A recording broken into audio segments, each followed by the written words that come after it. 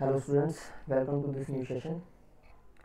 आज हम जो कुछ इम्पॉर्टेंट आर्टिकल्स करेंगे ग्रेटेस्ट लोअर बाउंड और लीस्ट अपर बाउंड से related.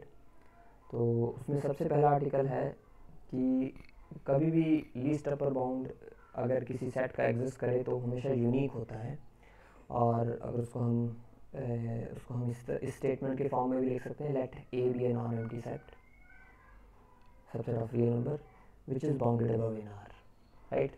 So if u1 and u2 are two least upper bounds of A, then u1 equals to u2. तो अगर दो लीस्ट अपर बाउंड है तो वो दोनों इक्वल होंगे, मीन्स लीस्ट अपर बाउंड जो है वो हमेशा यूनिक होगा। दो लीस्ट अपर बाउंड या दो से ज़्यादा लीस्ट अपर बाउंड अलग अलग नहीं एग्जिस्ट कर सकते, तो वो हमेशा यूनिक होता है। तो इसी स्टेटमेंट को हम प्रूव करेंगे। So let us start the proof of this statement. So हम कोई दो u1 u2 मान के चलेंगे और वो दोनों इक्वल आ जाएंगे, right?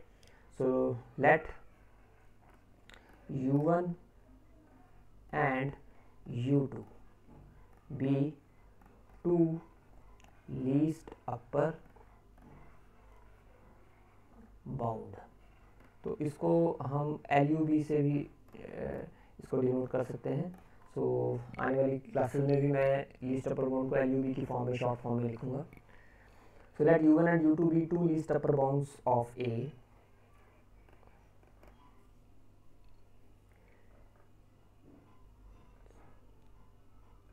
Therefore, so u1 and u2 can also be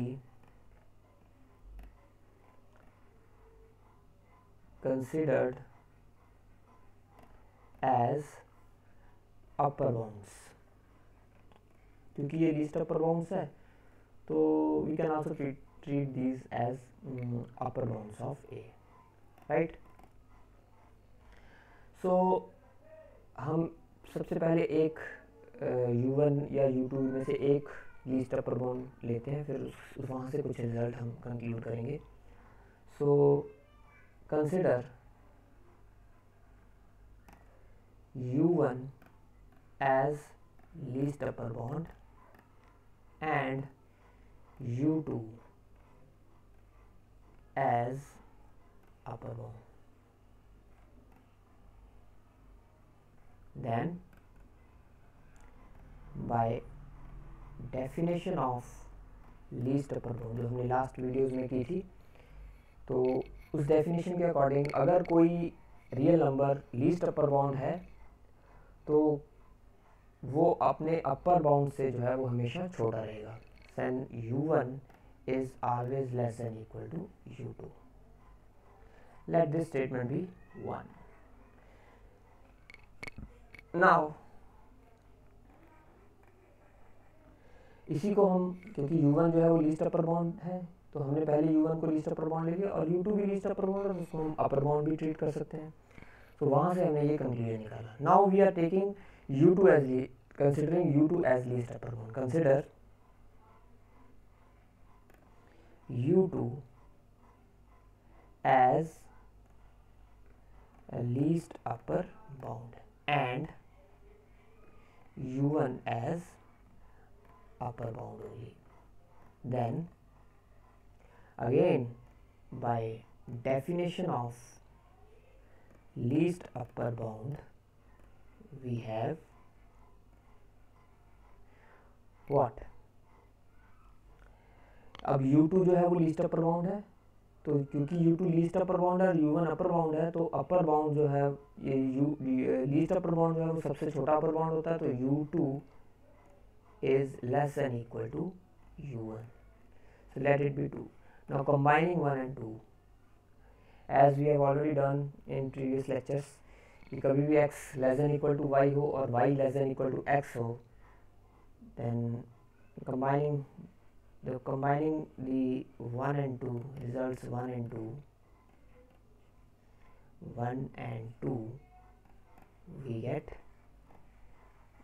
we can only have u1 equals to u2. So this is the final result we have. So इससे हमें आइडिया हो जाएगा, इस प्रूफ से हमें पता लग रहा है कि कभी भी दो लीस्ट अपर बाउंड जो है वो एग्जिस्ट नहीं होंगे, अब लीस्ट अपर बाउंड जो है वो हमेशा यूनिक होगा। So this was the important result. तो ये आपने ध्यान में रखना है, माइंड में रखना, और इसका प्रूफ भी जो है बहुत इजी प्रूफ है, तो ये भी आप ध्यान में रखेंगे। नेक्स्ट जो आर्टिकल है, इसी तरह हम ग्रेटेस्ट लोअर बाउंड का आर्टिकल कर सकते हैं कि अगर ए कोई सबसेट है और वो बाउंडेड बिलो है, तो उसके दो अगर लीस्ट अपर बाउंड एग्जिस्ट कर रहे हैं तो वो दोनों ही इक्वल होंगे। So by similar explanation or reasoning we can prove this result also. So article 2. So let us move to the third article. Show that a non-empty finite set is bounded. A non-empty finite set, जो finite set है non-empty वो हमेशा bounded होता है। तो इसको हम prove करते हैं। तो हम एक finite set कंसिडर करते हैं सबसे पहले। Let a equals to x1, x2, x3 and so on xn।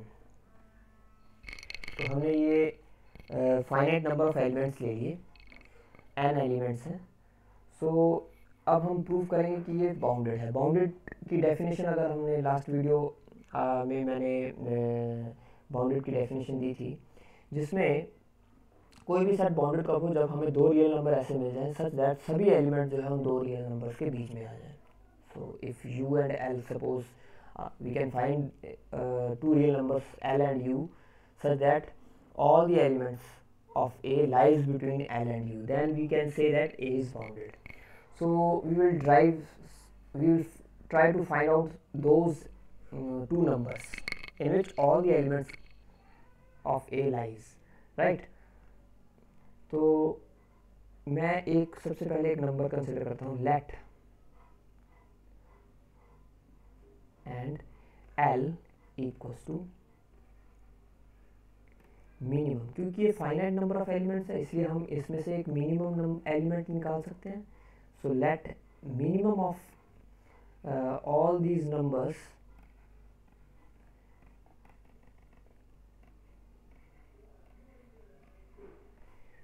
B L and maximum of all these numbers be U।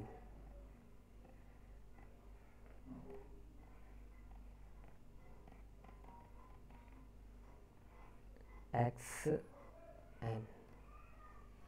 सो हमने L और U क्या ले लिया, L जो है इन सभी का मिनिमम, क्योंकि ये फाइनाइट नंबर ऑफ एलिमेंट्स है इसलिए हम इसका मिनिमम निकाल सकते हैं, और U हमने ले लिया इन फाइनाइट नंबर्स का maximum. Again these are finite numbers, so we can find maximum number of these finite numbers, right. तो अब क्योंकि L जो मिनिमम है, therefore we can write L less than equal to xi less than equal to u for all I equals to 1, 2, 3 so on n। ठीक है, तो सभी xi जो है x1 से लेके xn तक L और u में लाई करेंगे। दिस इम्प्लाइज, इसका क्या मतलब हुआ कि L is less than equal to x is less than equal to u for all x belongs to A। That means A is, तो हमने ऐसे दो नंबर रियल नंबर हमारे पास आ गए सच दैट A के सभी एलिमेंट्स जो है वो इन दोनों के बीच में लाई कर रहे हैं। ये then by definition of boundedness of set we have A is a bounded set. तो यहाँ से हम प्रूव हमने बड़ा सिंपल सा रिजल्ट जो है वो प्रूव किया कि कोई भी नॉन एम्प्टी फाइनाइट सेट है वो हमेशा बाउंडेड होगा। So let us move to the question. Now the question is what can you say, बहुत ही इंपॉर्टेंट क्वेश्चन है, what can you say about the boundedness of an empty set phi. अब अगर हम एम्प्टी सेट लें, अभी तक तो हम जितना भी डिस्कशन कर रहे थे वो नॉन एम्प्टी सेट पे कर रहे हैं। अब हम इस पर थोड़ा सा थॉट प्रोसेस अपनी कॉन्सेंट्रेट करेंगे कि what can we say about empty set. क्या एम्प्टी सेट बाउंडेड है, क्या ये अनबाउंडेड है, क्या ये अनबाउंडेड बिलो है या अनबाउंडेड अबव है, या बाउंडेड बिलो है बाउंडेड अबव है। तो इसके बारे में हम थोड़ा सा सोच विचार करेंगे और then I will discuss this concept of empty set in my next video. I will try to explain. So today I will leave this question as an exercise for you to just think about it, right? So let us move to the next topic, that is proposition 1. बहुत ही important है. So यहाँ पे हम थोड़ा सा जो least upper bound की definition है उसको थोड़ा सा मॉडिफाई कर रहे हैं, तो एज अ रिज़ल्ट भी इसको कंसिडर कर सकते हैं. लेकिन पहले हम इसको लीस्ट अपर बाउंड की डेफिनेशन को यूज़ करके, जो हमारी स्टैंडर्ड डेफिनेशन है उसको यूज़ करके इस रिज़ल्ट पे हम पहुंचेंगे. तो हम already know what is least upper bound. So I will just remind you कि लीस्ट अपर बाउंड क्या है. सो लीस्ट अपर बाउंड कोई भी रियल नंबर किसी सेट का लीस्ट अपर बाउंड कब होता है, अगर वो सबसे पहले तो अपर बाउंड होना चाहिए. सेकेंडली, अगर कोई और अपर बाउंड है उस सेट का, तो late u1 be an u be an if we want to prove that u is the least upper bound, then first of all u should be upper bound. Secondly, if u dash is another upper bound, then u is less than equal to u dash. तो ये हमारी standard definition है कि अगर u least upper bound है तो बाकी सारे अपर बाउंड जो है वो u से बड़े होंगे. तो इस डेफिनेशन का हम यूज़ करेंगे. और हमने प्रूफ क्या करना है, हमारा प्रोपोजिशन का थोड़ा हम स्टेटमेंट पढ़ लेते हैं पहले. क्या है? A real number u1 is the least upper bound of a if and only if. So it is both side true. So ये important part है इसका.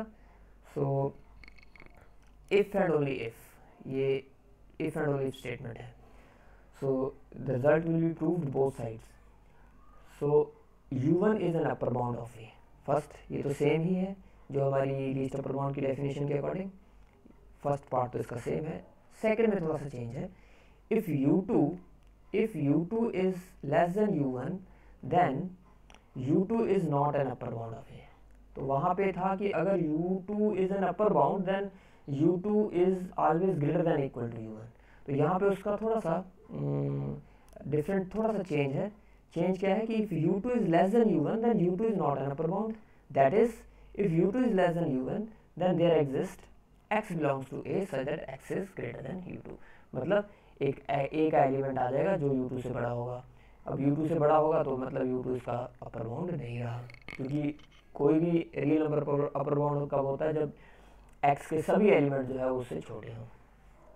सो अगर हमने ये प्रूव करना है कि u2 is not an upper bound, तो then if we are able to find an element of x which is greater than that number, then that number will not be an upper bound. तो यही हमने use किया है यहाँ पे. सो हमने second statement को प्रूव करना है. First statement is already given. First statement जो है वो हमारे लीस्ट अपर बाउंड की डेफिनेशन में है already. So we don't need to prove this, but we will prove the second statement. So it is also obvious. how we can say that it is obvious. The main part of this theorem is converse. We need to prove the converse of the theorem because it is if and only if statement. So उसी में हम थोड़ा सा जोर लगाएंगे. तो first part तो इसका प्रूव करना आसान है. क्या है उसमें? So let u1 be a least upper bound of what is this? Least upper bound of non-empty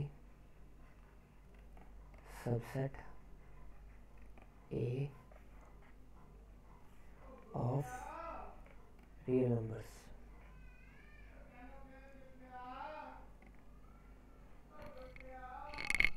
Right? So u1 be a least upper bound of a non-empty subset A of real numbers.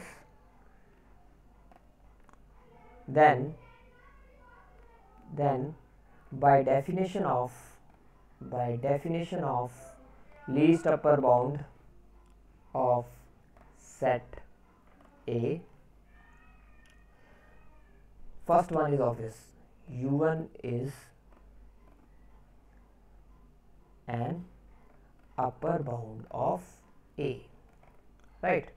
So first definition तो ये definition से निकल जाएगा.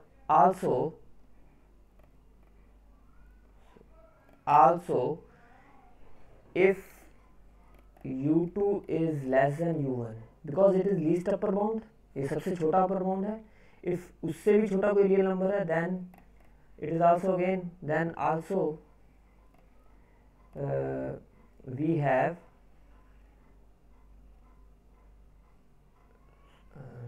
then also we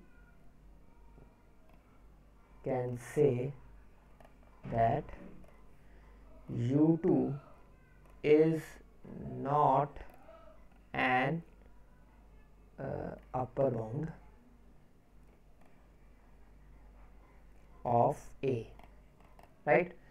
That is upper bound of A नहीं होगा. इसका मतलब क्या है? That is there exists x belongs to A such that x is greater than u2. सो ये तो पार्ट ऑब्वियस था क्योंकि ग्रेटेस्ट लीस्ट अपर बाउंड की जो प्रॉपर्टी है वो इन दोनों स्टेटमेंट्स को हम होल्ड करेगी कि u1 अपर बाउंड भी होगा और अगर कोई u1 से छोटा एलिमेंट है वो उसका अपर बाउंड a का नहीं हो सकता because we can find an x such that x is greater than u2. So now let us move to the other part. इसकी कन्वर्स हम इसका ट्रू करना चाहेंगे. वो कैसे होगा? तो कन्वर्स के लिए हम ये मान के चलेंगे कि ये जो दोनों स्टेटमेंट्स है ये गिवन है. क्या चीज़ गिवन है? तो हम ये मान के चलेंगे first part u1 is an upper bound.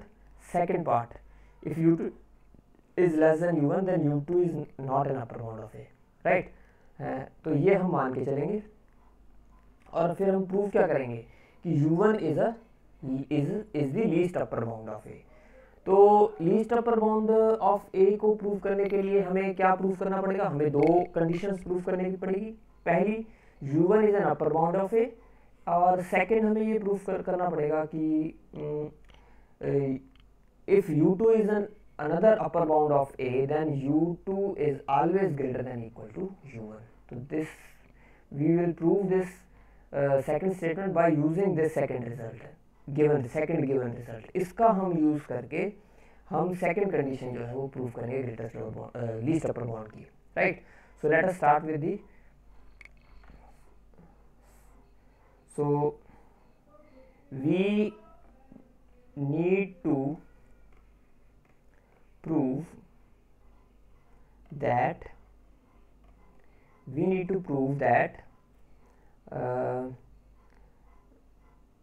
u1 is the least upper bound of A, right? So that is we have to prove that those statement. First one, u1 is the upper bound, which we have already given, so we don't need to prove this part, which is already given, so we don't need to prove this. इसको हम bracket में लिखते हैं. Second, and if u2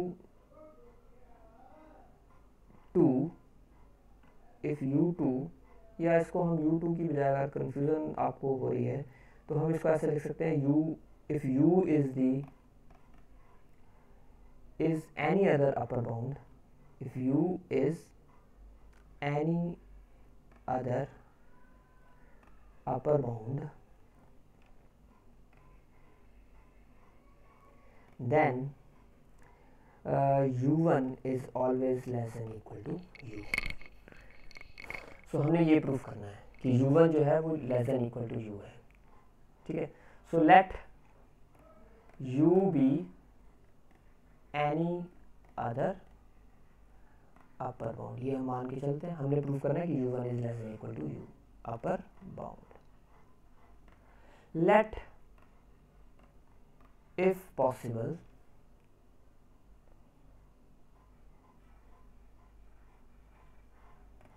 u1 is greater then u, ये हम मान के चल रहे हैं क्योंकि हमने प्रूव करना है u1 less than equal to u। तो अगर हम उससे ओपोजिट लेके चलें और यहाँ से कुछ कॉन्ट्राडिक्शन आ जाए तो ये प्रूव हो जाएगा कि u1 is less than u, less than equal to, क्योंकि तीन ही according to law of trichotomy only 3 results on one result out of 3 holds, right? So either u1 is greater than u or u1 is less than or equal to u.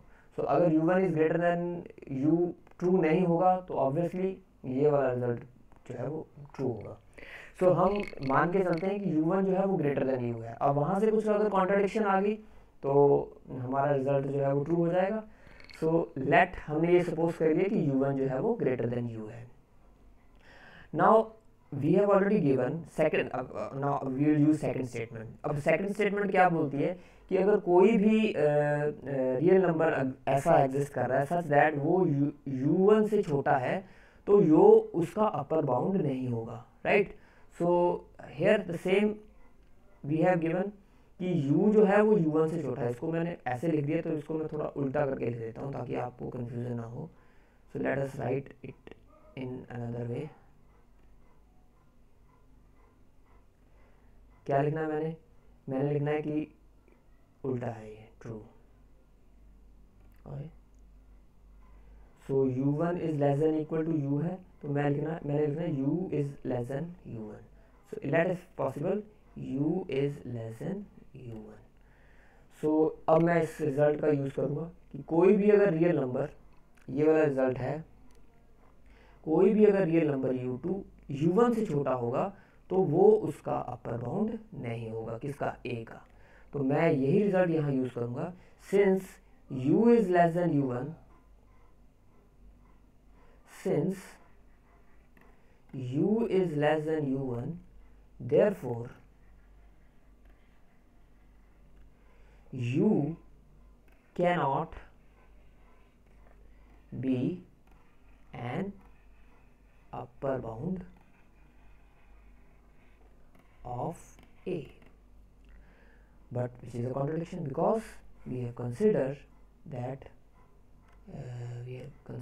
u is any other upper bound of a. So which is a contradiction? Which is a contradiction? Hence